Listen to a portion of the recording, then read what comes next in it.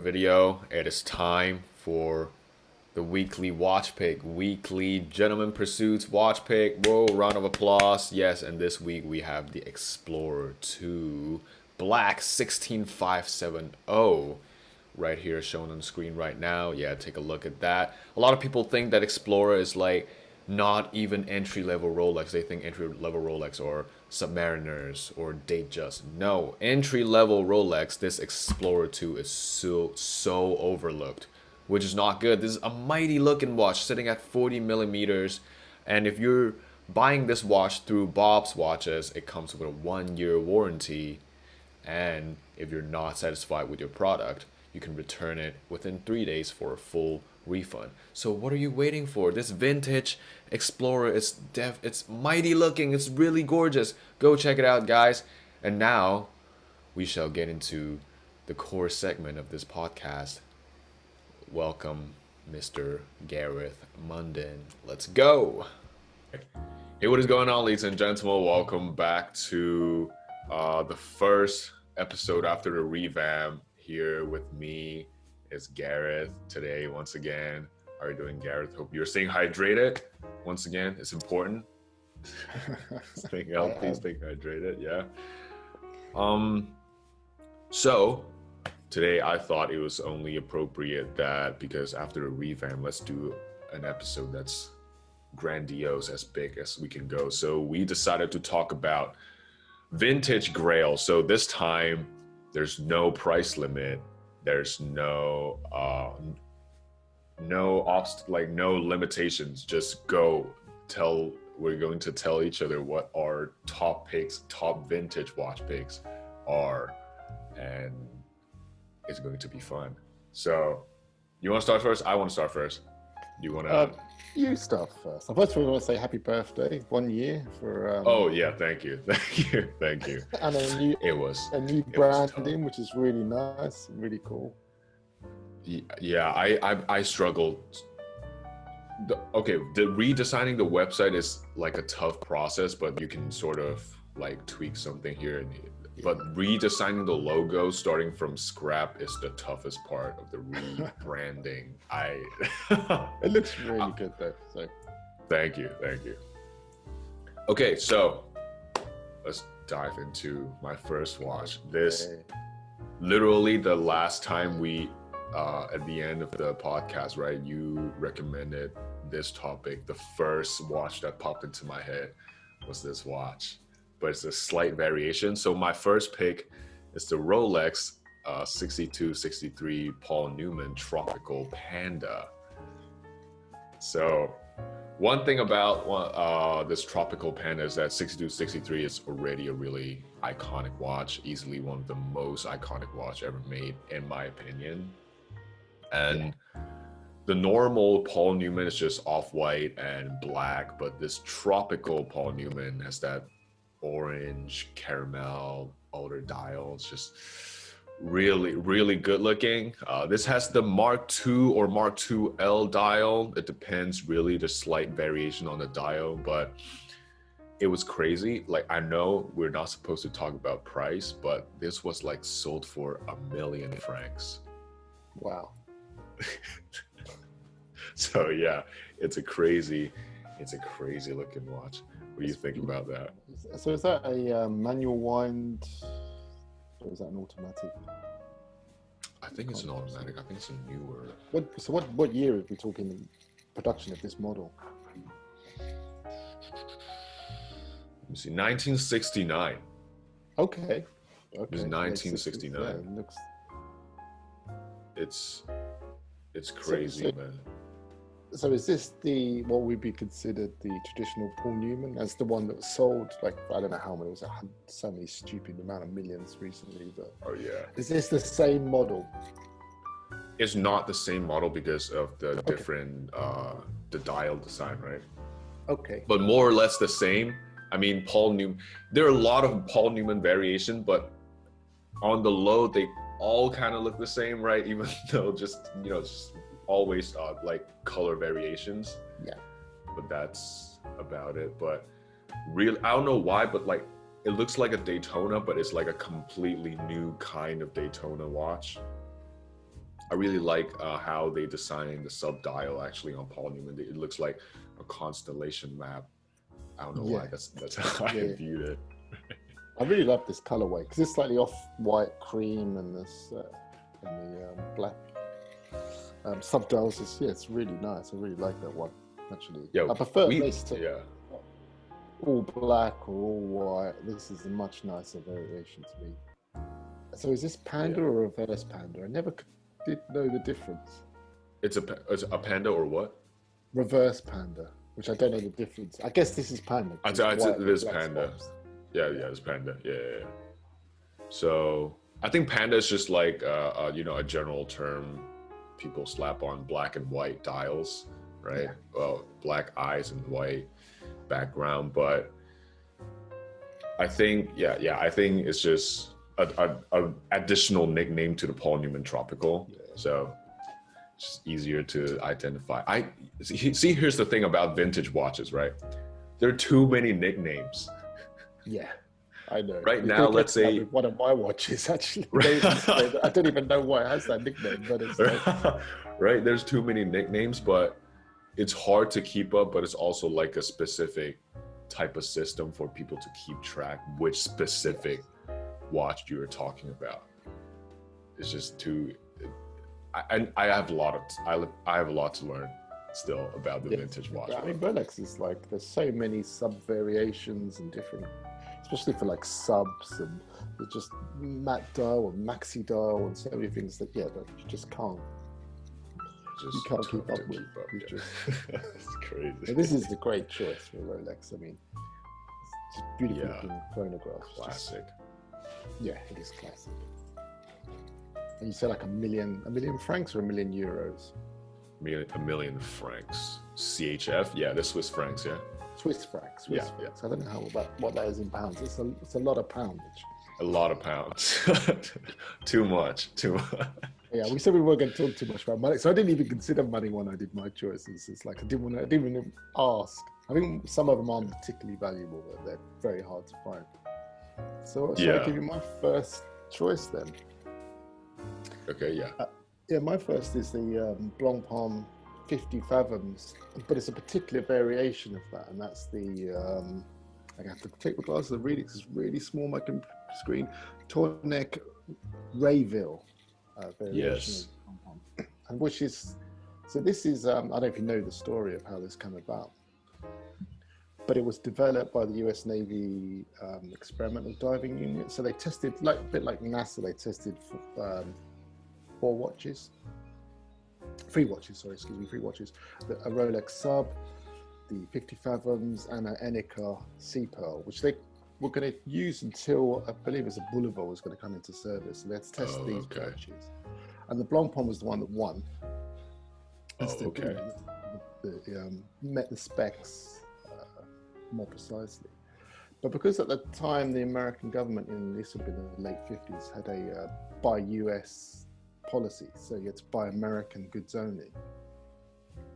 So to get around that, an importer distributor from New York called Alan Tournec, he rebranded the watch as the Tournec Rayville. Rayville is an anagram, I believe, of where Blancpain are from, Villeret, or wherever they're from. And that's how it came into existence. So it's actually this not the watch itself is not that rare. It's just this particular variant. It's just so unusual. And what's super cool about this? There's like only 1,000 were made.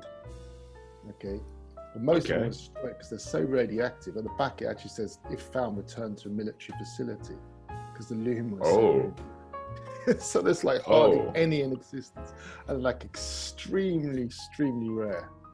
Damn. Okay.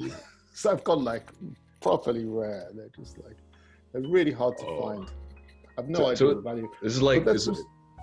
Sorry to cut you off. I mean, so the rarity is the fact that it's a bit of a trick. So it's completely rebranded Swiss watch, just for the American military. I think I'm not sure how many years. It was only a few years because then the Boulevard replaced it. But it's really interesting that it beat Sub, which is just considered like the finest of all dive watches.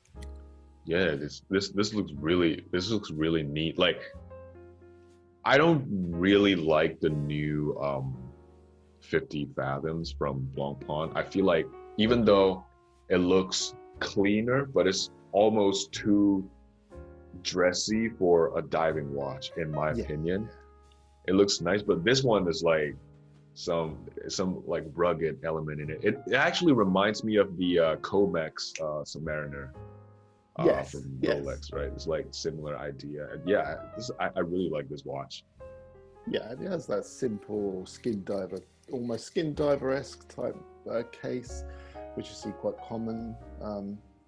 We see there's a marker at the front, which shows the radiation level, the little pink circle there, halogen.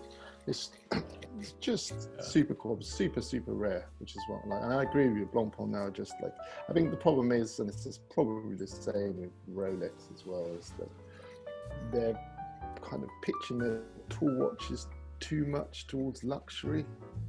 Yeah, too So it's commercial like, becoming. so you don't know who really going to wear a tool watch. It's like, I mean, who wears Yeah. a Rolex sub is probably going to be a real estate agent rather than a diver.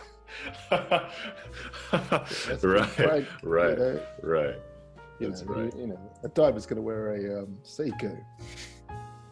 Yeah, that's why also like one thing I want to point out is that before getting into watches, I don't really understand why people would like vintage watches. Like I know there's a certain appeal to it, but I wouldn't know why they're so like obsessed with it. Now I know it's because back then watches have like clear categories. Like you can actually tell them apart, like which is Yeah. which. Even like if you're trying to categorize them, this diving watch, this dress watch, you can actually tell them apart. But now everything's just started to come together and it's real big blur. Yeah. It's unfortunate, isn't it? It's unfortunate companies like Rolex have kind of like trying to move into this kind of higher bracket because they're the kind of like, a sub is supposed to be a tool watch. It's something that diver. It's not supposed to be worn, you know, driving a Porsche through, you know, New York. Or something. It's not what it's for, but that's what Trying to it's become. sell you insurance with it, right? Yeah, exactly. And it's not, now there's a ridiculous waiting list. I mean, I would never wait for a watch. I don't know about you, what your feeling is on that, but Well, it depends, right? So I really don't think a lot of people think a Submariner or even like a Rolex GMT is like the entry level because they think, oh, Air King and Explorer is not even Rolex. They don't look like Rolex, but that's wrong, right? Because they have this certain great image of what Rolex should be. Right. So I don't, yeah, I agree with you. I wouldn't be on a wait list for a Submariner. Like that's just weird. It's another kind of person who thinks people are crazy when they sit outside the Apple store for a new phone. It's like, gee, the phone's going to be in the shop tomorrow. It's like, why? I mean, most of them are buying them in bulk so they can resell them for a higher price, but that's still crazy. I know a lot of people that actually line up outside of stores, gotta buy it right there and then. People do that for sneakers, trainers as we call them. So, yeah, just people way outside the Nike stores. Like, what's wrong with you? They'll be on eBay Exactly. tomorrow. Exactly, it's too much for me. Yeah. If I'm on a wait list for like a 5711, like Patek Philippe, then sure. Yeah. Right. It's And like there's a really rare in your thing. life where you don't join a wait list, you know, because I'm getting to that point. It's like, do I bother? Because it's like, well, if they tell me it's 20 years, they'll really want to get that watch when I'm like 65 or you know, That's like, that's you know, crazy. it's like, no, I want it tomorrow. Unless you're like famous, then they're like, oh, we got something in the back. I can show you. I saw someone at the Adrian from Bark and Jack has got a Facebook group called Drinking Coffee and Talking Watches, I believe. And someone had posted that Watchfinder was selling a sub that should be 5,000 something pounds up for 10,000 pounds new. This is the retail price, and to double the price of retail. Rolex. I don't know. Are they innovating the game, ruining the game? I'm going to go with the Open. latter. Really. I think. Not by design, I don't think, but because of the hype over them. Hype. I think Yes, there's hype something. ruins I hear everything. there's something new coming out on the 2nd. So what's the 27th today? So that's Monday. It's Monday. It's a holiday here on Monday. So there's a new Rolex coming out on Monday, which seems to be hyped everywhere over Instagram. Oh, To be honest, what is it? I was no so idea. not. Just the little It video. better be good. If they're going to come up with some slight variation and call it a new watch, I'm gonna be pissed. What you do know is you won't better get one. So who cares what it looks like? So, does it matter? True. I'm more True. interested in a new release from Oris or something you can buy. Yeah. Rolex is like just overrated. But the old vintage Rolexes are great. I love but vintage new, Rolex. new Rolex or Mad keen. Yeah, mad keen on vintage Rolex. Okay, well let's hear your second. My second pick is actually a really interesting one, because of the story of it. So my second pick is the Breguet Type 20 Marine Nationale Aeronautic. So the reason why I find this watch, the reason why I want this vintage watch is because a while back I was doing the Tales from the Gram series, and I talked with this user on Instagram. I literally texted him yesterday trying to ask how does he pronounce the Instagram name. I read that. Yeah.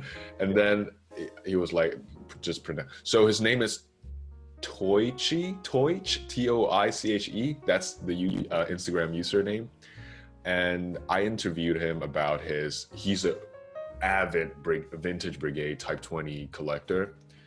And I was talking to him during the interview, and he was so into vintage Type 20s that he literally sat down with some of the veterans back then who owned the Type 20 watches and listened to their stories and actually asked them what their feelings are like while wearing watches, while going to war, something like that, right? So it's like this whole story just is crazy because now we view these watches as luxury watches, as vintage watches that we can't possibly get our hands on. But back then, it's like nothing to them. It's just a normal tool that they have to wear while going to war. So this occurred, this is like a weird epiphany that I had. That's why I was like, I really want to have this watch.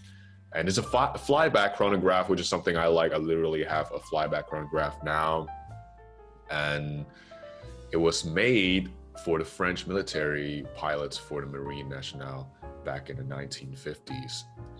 Once again, great story. And other than that, this flyback chronograph is at 38.5 millimeters, not big at all, like small, elegant looking, right? It's a really simple looking watch, but it's slim, just easy to wear, I think.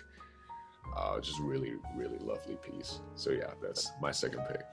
When I saw that come up on your list of picks when you sent it to me, it was like that was an audible "oh yes" when I saw that. Good choice. Yeah, there's not much to this watch, right? Unlike other watches from my list, this is literally just personal anecdotes. Yeah, and why I like this watch. So yeah, overall Breguet vintage watches are huge. Is it like a huge collectibles among collectors? Yeah, a lot of people. They're really well collected. And this watch is just lovely, isn't it? It's beautiful, and it's quite small. So it's a 37 mil. So it's a small. And I don't know. It just looked really, really sturdy. The steel case, elegant and sturdy. It's just reliable. It's a good combo, isn't it? Yeah. I loved it. Yeah, I actually was like, wow. When I saw it, it's like, oh yes, good choice. Thank you. I was like a bit jealous. I didn't think of it. You can change one of yours now. No, maybe in the end. Joking. Yeah, maybe in the end I might change. I can think of one I might change it for. So, but yeah, what a brilliant choice. Brilliant choice. Probably quite hard to come by, I would imagine. Yeah, I'd say so. There are not a lot out there. It's different when it's just it's different when that watch is actually worn by a real pilot. It just feels different. Right now, it's in your hands. Like, oh my god, this watch has been to war. Yeah. It's different. Yeah. Yeah. You know, I love military watches. Don't like wars too much, but military watches are massive. Right. Yeah. You're a pacifist that likes the war aesthetic. Hell yeah. I love that. Yeah, I back that. Yeah. It's like, he's not a hypocrite. Okay, let's move on to your second pick. Yeah. Let's see which one. Which one? I went with an Amiga. Okay. And not an obvious choice, I think, I went with the Ranchero, which is a watch I really love. Yep, did not expect that. Yeah, I've loved them since I first saw one. There's a vintage Amiga store in Knightsbridge, Piccadilly in London. So you go past there quite often, pop in and have a little look at the window, and there's always a Ranchero there. It's such an unusual, and the name as well is so unusual. That's what kind of brought me to it. I just love this very much like the simplicity of the Blancpain House. It's kind of a similar theme, I guess, in some ways. So this is from 1958, and it was launched, this particular one here, but it was launched a year later than the Seamaster 300, the Speedmaster, and the Railmaster, a trilogy of watches. And it has a similar design cue. As you can see, it's got the ball arrow hands. Yep. And there's an Explorer type dial. But what is kind of different from those is there's like 6 o'clock sub-seconds, which I do really love the sub-seconds in that. It's only a 35mm case, and it's part of the Seamaster 30mm range. 30mm is not the size of the watch, but it's the size of the movement, the hand wound 267 caliber, which is 30mm across. So that's kind of there's a whole variation of these watches, but this is the most most sought after, and I think the coolest. So at the time, I guess it was considered a kind of more of their base entry level into their brand, because below the Railmaster, below the Speedmaster, but it only lasted for 2 years of production, and it was stopped. I mean, there's kind of different reasons why it was stopped, and one I'd read a few times, because the name Ranchero, which is kind of Spanish, means ranch hand. Like a what does that mean? Ranch hand is like a cowboy hand. Somebody works on a ranch. So it's a kind of job that you would imagine. Right. You just wouldn't tag to a premium product. It's like right. bricklayer or you know what I mean? Right. Actually, I would buy a Rolex bricklayer if they ever make one. That is cool, actually. Now you say that. It's really cool. So I think the Spanish, it wasn't very popular in the Spanish market, and that is kind of attributed to its demise. I'm not quite sure why. They're really hard to find. If you look at eBay, there's lots of different variations out there, and I think most of them are Franken watches. And if you know that term, they're like made up of different parts. And so I saw one once for sale in a shop in Dublin last year, actually. I looked at it, I thought it was really cool, took a picture of it, and then I went back to my hotel, and I thought, this doesn't look right. And then it's like, 30 seconds ago, Google, and it's like, no, it's just like redialed and completely wrong. Oh, okay. And this is an antique store, so there's so many of them about that are kind of Franken, and they're quite hard to find in that state. There's also a white dialed version, which is also really cool. That has the same creamy lume, which is kind of a completely different look. Is that a black dial? Is that like a charcoal gray dial? It is black, but it's probably tropical in that picture. But I'd imagine it was a matte black. So a lot of the Amiga matte black watches are kind of more grey charcoal look. So yeah, you're right. Because I was thinking, if that's a gray, like a charcoal dial, that would look so sick, because that's so easy on the eye, like under that lighting. It's a black. Yeah, it's just, I think they are charcoal. I mean, I have like Chrono stuff as well. A bit later, it looks really, but that has really a black dial that's kind of charcoal. So I think that's an Amiga thing. But it's not. Is that not? It's such a cool watch. So unusual. It's such cool. Now that you explained what Ranchero means, now like just the whole aesthetic changed. And I really love the mesh bracelets coming with a mesh or Jubilee. Yeah. I forgot. Is it Jubilee or mesh? It's kind of Jubilee, kind of meshy Jubilee or Yeah. Yeah. Because the first. that story's true about the name. We read it a couple of places and I've known that for a while, but it seems a little bit far-fetched because there's so many other markets. But I guess in North America, of course, there are lots of Latin Americans in North America, so all of the Americans would probably not be keen on an Amiga right hand.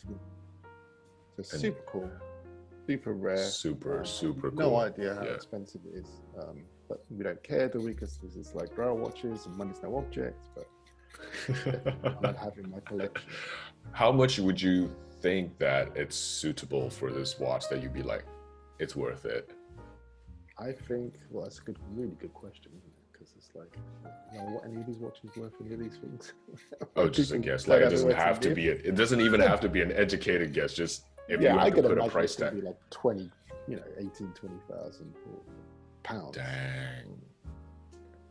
I mean, it's nowhere. That's not Rolex territory because it's Amiga or not in that same territory. But this is a really nice watch. Actually, fun, like weird thing is that the first time I looked at this watch, because it's so easy to read, everything just looks like on one plane. It's so flat. It reminds me of a Kindle. Okay. Like an Amazon Kindle. Like it's so easy to read because of the kind of charcoal gray and the loom. Yeah. But yeah, it's just weird thing. Yeah, but that's a stretch of the imagination, but really good one. But yeah, this is a really lovely watch. Yeah, I love one. It's one of those, if you had one watch, it's like something you could wear every day. You probably have to baby it because it's from the 50s, but I love it. Yeah, but here's also like one thing about vintage. Obviously, I'm not well versed at all at the vintage watch world, and as you said, Franken watches is a really prominent problem in the vintage watch market. So I think like 2 months back, I was trying to buy like a vintage Seiko. I was looking through Chrono 24, eBay's, all the sites, right? Great mod, MOD mod on every single one. I do not know how to spot it. Here's the thing, and then I was asking around my friends. They are huge vintage watch collectors too, and then they were like, oh, sometimes you have to look at the Seiko dial. You have to look at the dial color. You have to look, is there like one part that's super new, one part that's super old? Then it's just too much going on. I was like, I don't want to spend $300 on a watch just to know that it's not actually vintage. No, that's heartbreaking. That's That's tough. I think Seiko are quite, they're another brand that are often kind of mucked around with. I mean, sometimes on eBay, and if you look on eBay, they can be quite honest and say, replacement hands or whatever, replacement dial. But it's just nice to get the original. It's really nice. Yeah, this is lovely. 6309 Turtle. It's all original. I love it, but it's not with me now. I'm wearing my Zenith to fire today. Actually. Oh, okay. But I have a Turtle that I really love, but it's really battered, and that's why I like it. Most of the writing's faded away. You can't even barely see the word Seiko, and you kind of know it's original because it's like no one would make a watch that bad. It's just like so destroyed. What did you buy online? Did you buy from like a? I did. I bought it from a dealer in. Online on eBay, an eBay dealer, but kind of legit one that's in Amsterdam. So he specializes in them. So he has quite a few that were kind of full of character. I wanted something that wasn't new looking. That was, I like, if I could just watch, I wanted to look. That back to what I was saying. What we were saying. That's my big concern, and there's no clear indicator to. Right, it's always just trial and error. You have to pay for your lessons. I don't like that. No. I read somewhere it's actually true, and it's like, don't buy the watch, buy the seller. Yes. The lady. Yes. So the guy, when I got my Seiko, I looked and he had loads of them, and they're all kind of beaten up, and they're all original. So I just bought it for a couple. I just had him saved in my eBay, so when something come up I liked, I bought it from him. Right. Yeah. So my friend told me, do not buy watches from sellers that are from like Southeast Asia. They're most likely Franken watches. Buy from Europe or something like that. And I was like, okay. That sounds a little bit racist, but okay. Well, there are thieves and crooks in Europe. Just kidding. I know, I've heard that before as well. Don't buy a watch from Asia. It's like, yeah, okay. Well, there's plenty of bad people in Europe. I promise you. Right. That. Yeah, that's what I'm saying. That doesn't matter, right? It's a universal trait of human nature that's bad people. It's just. I guess they're a little bit racist then. I'm just maybe a little. Maybe just a little bit. Not yeah. Okay, let's move on to my third watches. My third pick is probably the most high-end one. Is the Patek Philippe 3974. I actually just came across this watch like 3 weeks back, and just fell in love with it because I feel like a lot of the Patek, no offense, but a lot of the Patek Philippe watches kind of look the same. Yeah. They all kind of have the same aesthetic. But this one, however, I'm choosing it because of, I think it's about the technology aspect, because this is a minute repeater and it's in a platinum case. So normally platinum case is going to dampen the minute repeater chimes sound, right? Right. But because this case was designed by the legendary Jean Hackman, a legendary case maker, he managed to make a platinum case that did not interfere with the chiming back sound. So it was just like a really cool twist, and it is also the first ever automatic winding minute repeater ever made. Wow, that's so this is some crazy stuff, and it look good. I mean, a lot of Patek Philippe watches, they look amazing. I think it was back in 1994. This watch. Okay. I think the black dial one looks better. The white dial one just looked, I don't want to say, but it looked kind of cheap on a Patek Philippe. So I went with a black platinum case. So yeah, this is like also not a really simple pick, I'd say. It's a stunning watch. Wow. I'm not sure where I'd wear that, but maybe it's kind of cool just to wear that. I mean, we've had this mentioned before, but maybe just wearing that, a t-shirt. It's like super cool. Yeah, why not? Wear it with a tank. Yeah. It's your watch. Right? But just go to the store to buy some eggs. Yeah.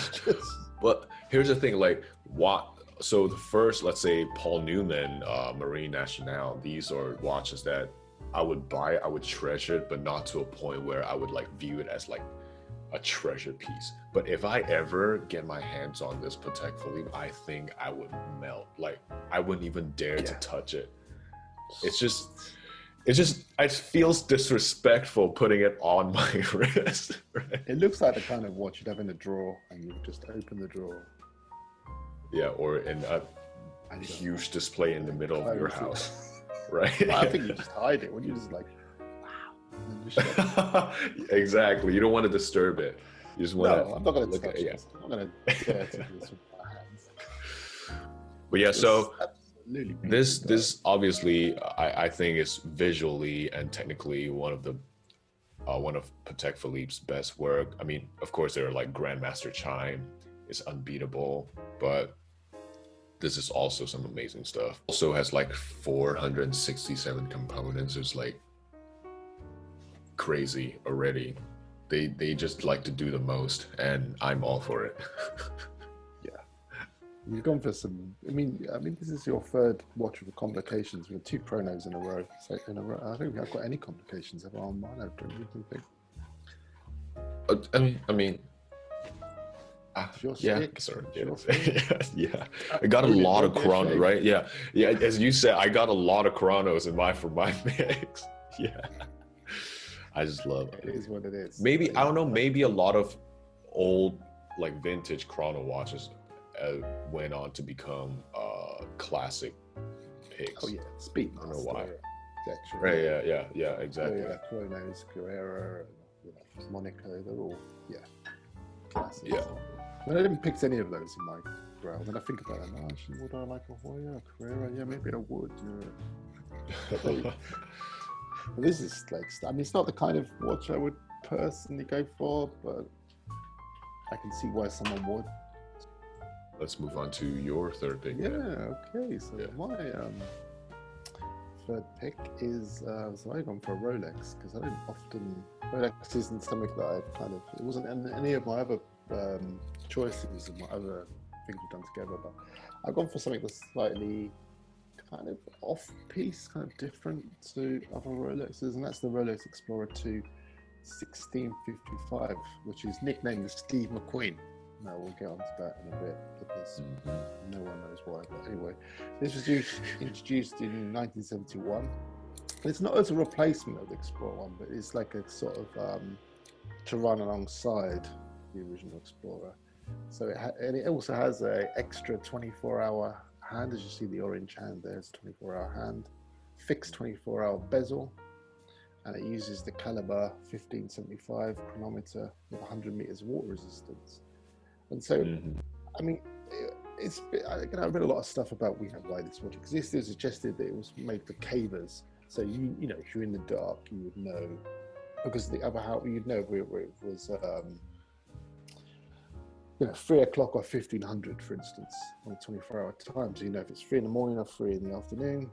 I think caving is probably, there aren't that many cavers that would cave with a Rolex. I'd imagine it's more realistically going to be used by Arctic explorers as well, 24 hours of darkness and 24 hours of night.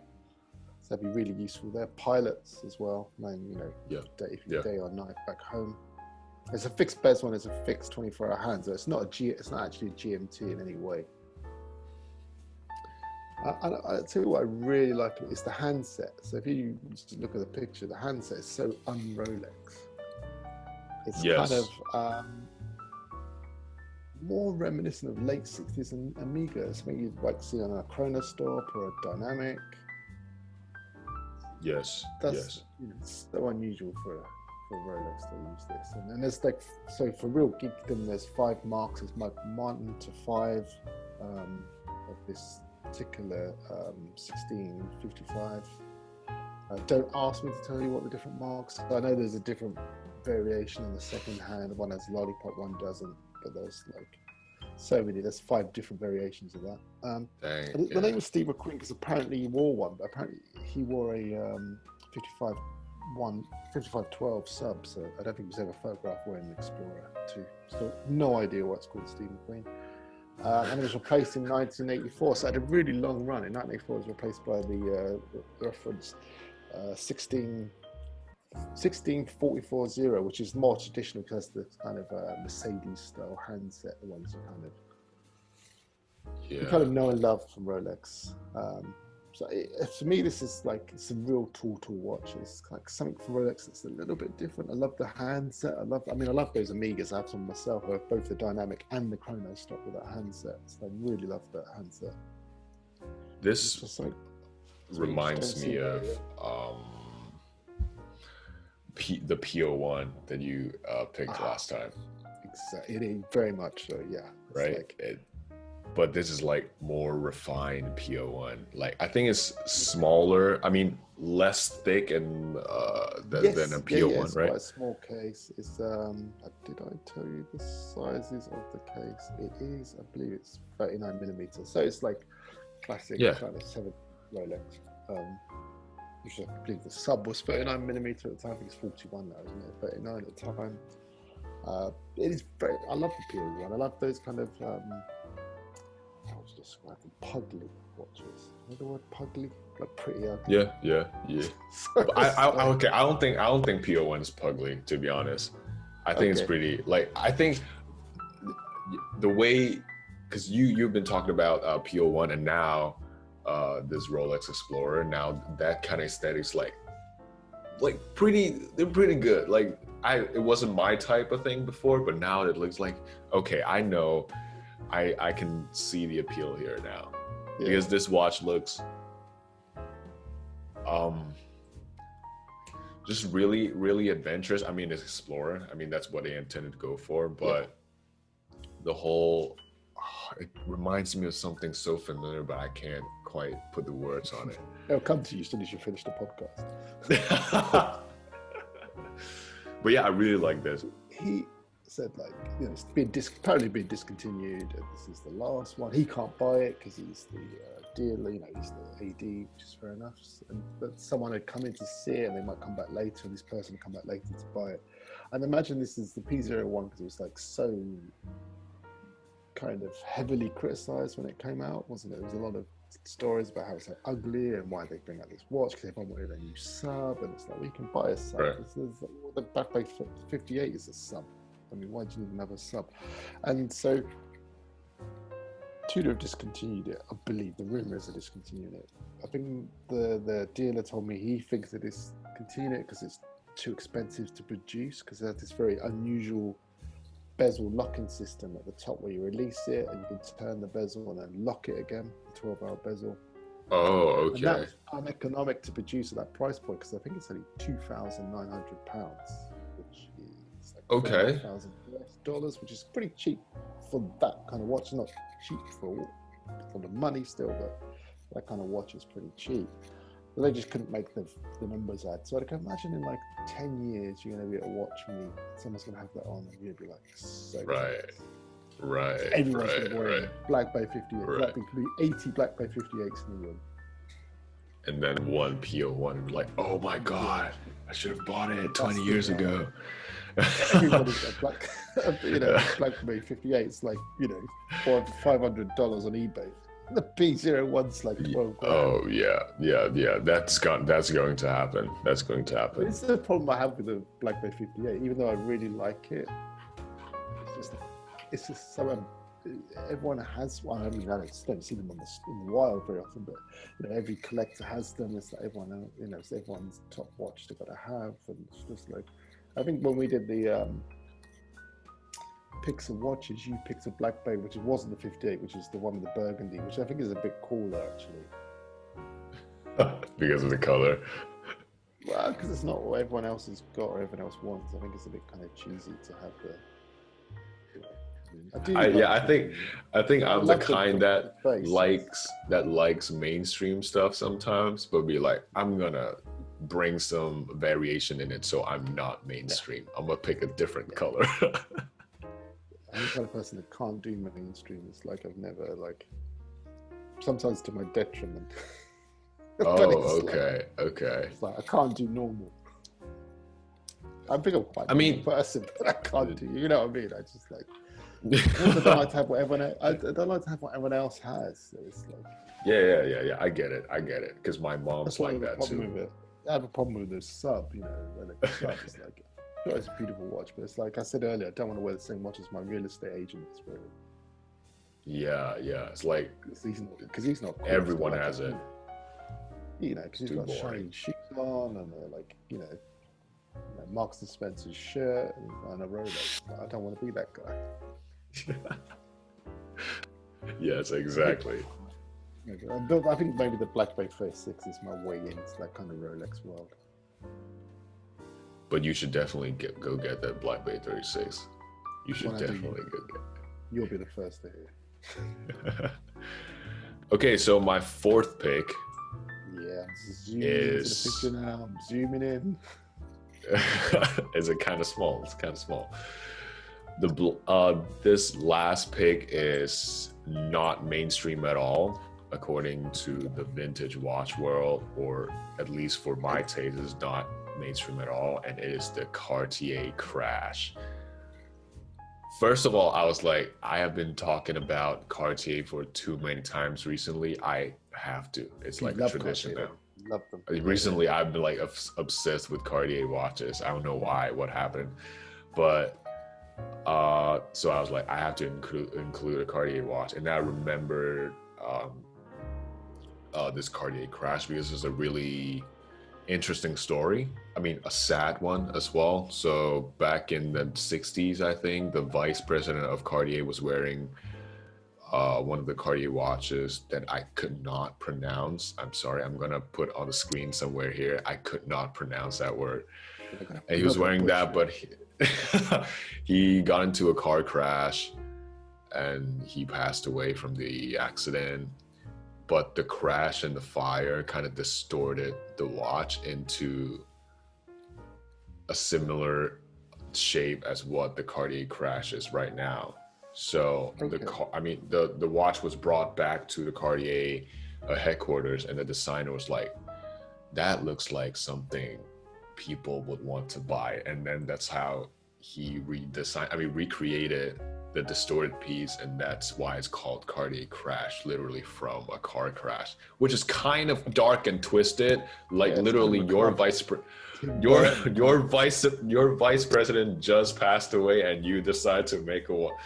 But another thing it reminds me of, it's it's a Salvador Dali piece, right? Is the first thing I feel like everyone would spot, is how it's so close to Salvador Dali's drawings. And although it's in a weird shape, I'd say it's a great, weird, quirky piece to add to your collection if you have the money for it. I don't think a lot of people would actually wear this watch, not because it's too precious, but because it's too hard to actually match with anything.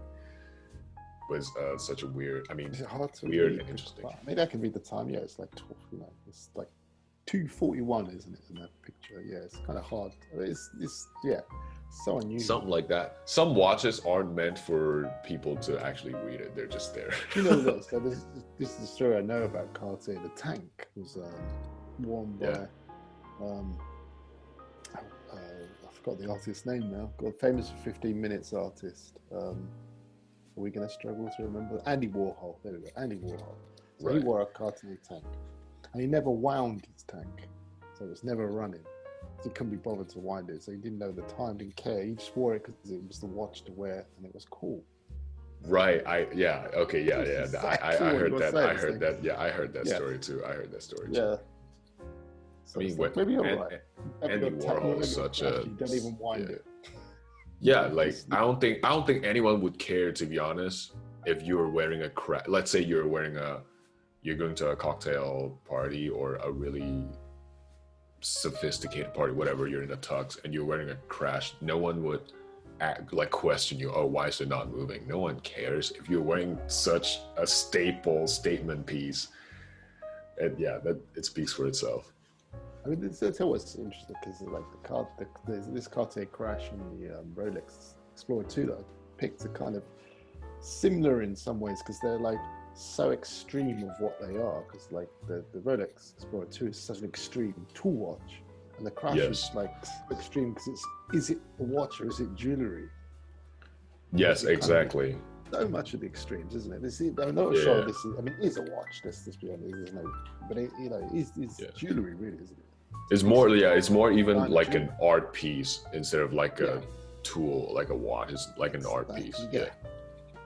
I think this is the watch to wear. If you ever get nominated for an Oscar, this is the watch I would wear. I'm waiting for that. I will be waiting. I'll be waiting from my television. Wear that watch with my tuxedo and my sneakers. Who's the director for Parasite? What's his name again? Oh God, I can't. Korean guy. I can't be. He's a cool guy. I went to the BAFTAs actually. He was there. Cool. He was in sneakers and a tux. He's the one that I thought of when you said tux and sneakers. He didn't care. Cool look. Right? Yeah. He made Snowpiercer. Right? He made Snowpiercer. He made Parasites. No one cares. They're all bangers. Yeah, wear whatever he wants. He just won an Oscar, mate. If you don't like it, get out of the room.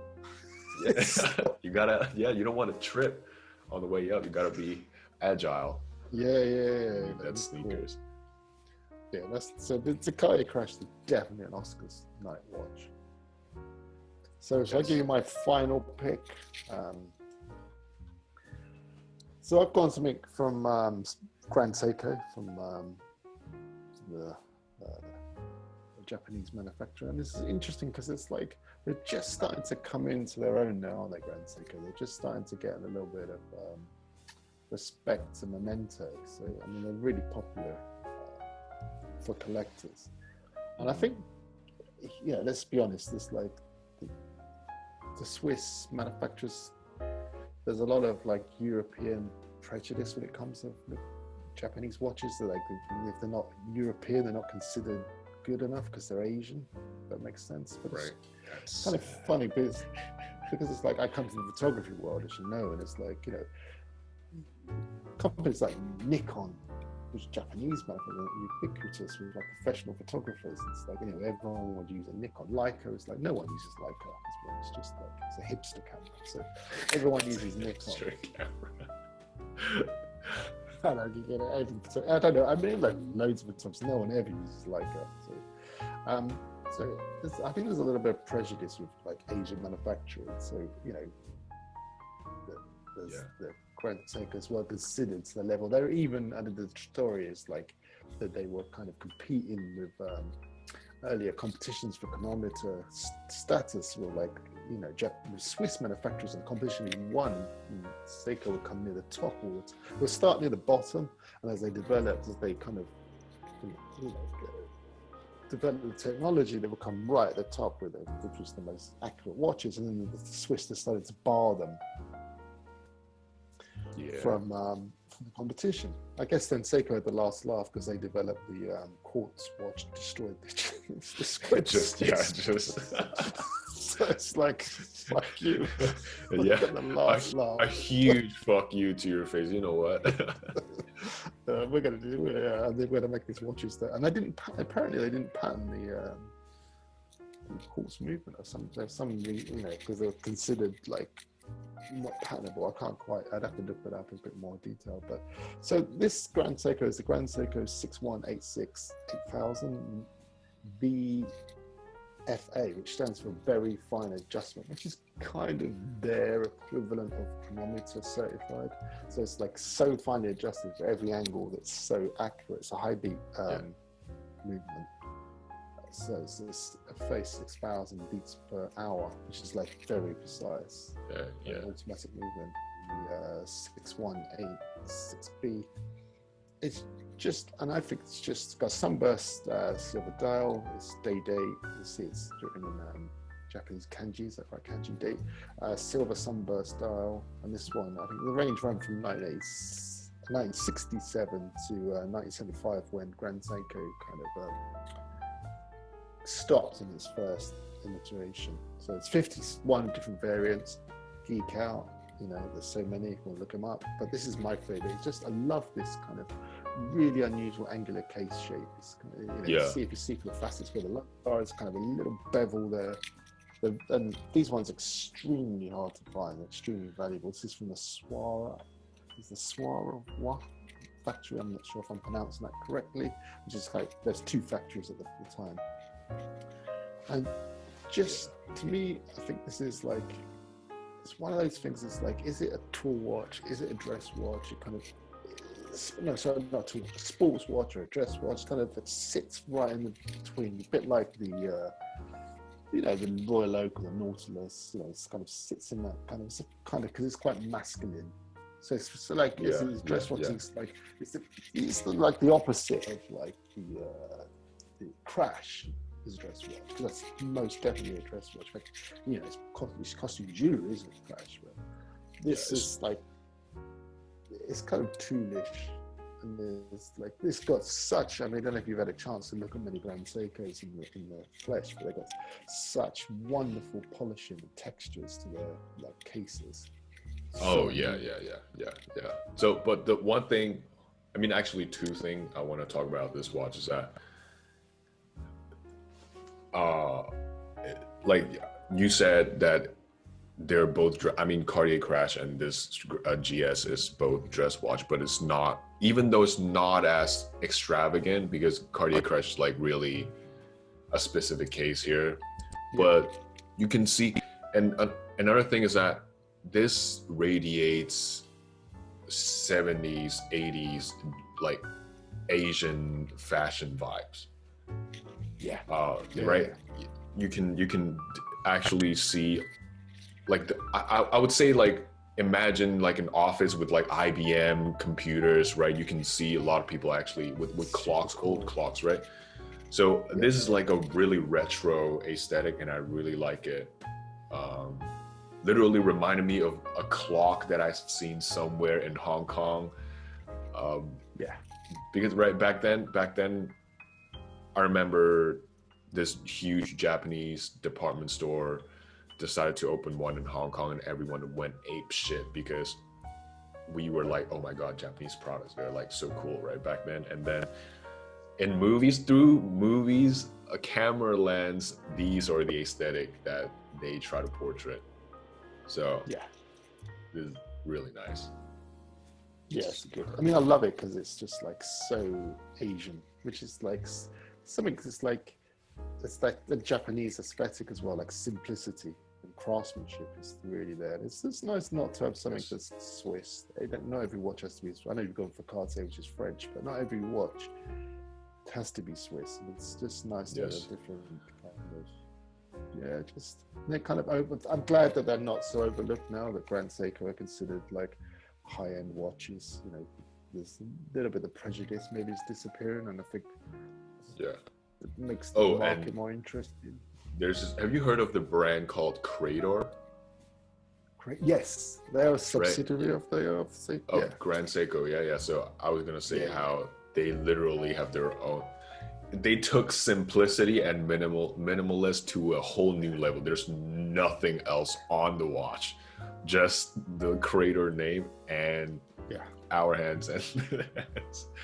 Yeah. But it's also really cool. It was like porcelain dial, right? They have these porcelain dials that are beautiful. Yeah, they're really lovely. I just love it. Yeah, I love the Grand Seikos, even the new ones that like that kind of. There's a simplicity and there's like nothing's wasted, nothing that shouldn't be there on the dial or the case. Everything's exactly the right proportion. Particularly Grand Seiko. The case shape is just so flawless, and you're right. It's just so of its time. It's so. Well, I guess what was the date? This is early 70s, and so this is 1972. This particular model, so it has that real. But yeah, can you just imagine in like some guys in their kind of baggy suits in a Tokyo kind of newspaper office, a little bit smoky, and they're exactly ramen at lunchtime and a beer with a ramen. This is literally what I imagined when I saw this watch, especially with the brown strap, just puts everything together. They're kind of baggy, the kind of baggy suit. Yeah, and Japan for some reason loves the color beige. Yeah, their malls, floors and walls, they're always like off-white, and I have no idea why they're always beige. So which one's your favorite out of the four? Okay, that's interesting. Yeah, if I had to choose one, that's so hard. Let's say they're all 2,000 pounds. I don't care. Let's say they're all 2,000 pounds, really affordable. I think if I have to one, and it's the one I think that maybe ticks the boxes of all of the others. I think maybe the Amiga. Right. I was going to go for that one too. That just looks the best out of the four. Yeah, I think it's just kind of like they're all so good. I mean, I want one to just like picking which is your child you love best. I mean, I don't have any children, but that must be a hard decision. But it's like, I mean, all so good. I think the Amiga, the Ranchero, I think it's kind of it ticks all the boxes. An everyday looking watch. So I think that's that. What about you? Which would you pick? I think I don't know which one you do, but you say. From my list. Yeah, what are you gonna go for? Oh, easy, Paul Newman. I was gonna say the Brigade, so I'm an honest. Oh, the Brigade. Yeah, we went Paul Newman. Okay, Paul Newman's cool. Of course it is. Brigade, Brigade's a nice watch, but a bit too simple. But the reason why I picked it is because of the story behind it, right? So it's like a nice thing to tell people. But if I have to wear it on my wrist and people can see it, I think Paul Newman has like the most shock value, like in between, not too much like a crash, but not nothing. Right? Well, Paul Newman's one of those watches. It's like 99% of people that are going to see you wearing it, it's going to, they're not going to know, 25% are going to think, why the hell are you wearing an old watch? Can't you afford a new one? I would just simply just clock them, like, shut up. Yeah, and then they'll be thinking that. And then another 20% will be thinking, oh, is that a Rolex? Is that fake? And then it's like another 20% are going to be like, that's 60%. Another 20% go, that's a nice Rolex. And then it's going to be like a small percentage you're going to know, like. If I spend $1 million, if I spend 1,000,000 francs on a watch, I literally have the right to tell people off. Like, whenever people just talk. This is what's so interesting about this hobby. It's like, you're going to be wearing this watch. No one's going to think, like I say, 20% of people think, why the fuck can I afford? You can't afford a new Rolex. What a tramp. Right. Yeah, see, vintage watches is such a tricky thing. Yeah. You literally have to lower your ego down to nothing in order, right? Because a lot of people is going to be like, oh, you can't afford a new watch, as you said. Yeah, they are. They're gonna say, well, this guy's got an old watch, You get that from his granddad's. Not even all watch enthusiasts know exactly which vintage watch you're wearing, because there's too many of them. Yeah. So it's just a crazy thing to learn how to love, I'd say. There is something really cool about only you knowing, though. Yes, exactly. People with like brand new subs, and they're going, "Oh, cool! You got your Paul Newman on." It's like, I'm the coolest person in the room. Well, that's why people wear vintage watch. It's just you, nothing else. Yeah, or no one else. So if we could have one watch in each other's collection, what would you take from mine? I think I would also go with the Omega. Yeah. This just looks too good to skip. Yes, it's just wonderful, isn't it? Beautiful. I think I'd struggle with your collection. Maybe I'd go for the Grail or the Rolex. I think I might go Grail because it's so unusual. Okay. I think it also has that thing that no one was wearing it, and they'd be like, "You just got a cheap bit." I do kind of like that, people not know it. It's like, this is cheap. But it's actually super nice. Yeah. They just all look. They just like Patek Philippe's off the table. Like, to be honest, like. Yeah, it's vintage. Like, it's a vintage watch, but it doesn't give off like actual old vintage watch. It still looks brand new. Well, how are you talking? This is 90s, is it 90s?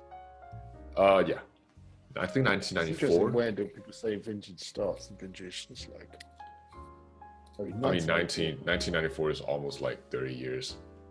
That's mad.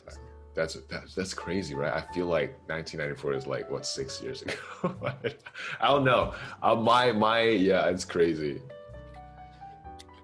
So yeah, this really great to have you with us today once again. Sure. I would love to do more episodes with you. I really love your watch picks and just love talking to you, man. So thank you once again for everyone that's staying with us for however long this has been. So once again, remember to subscribe to the Gentleman Pursuits YouTube channel and follow Gentleman Pursuits on Instagram and Twitter, maybe Facebook, but who uses Facebook anyway? So yes, there you go. Thank you guys, and I'll see you in the next video. Bye. Bye.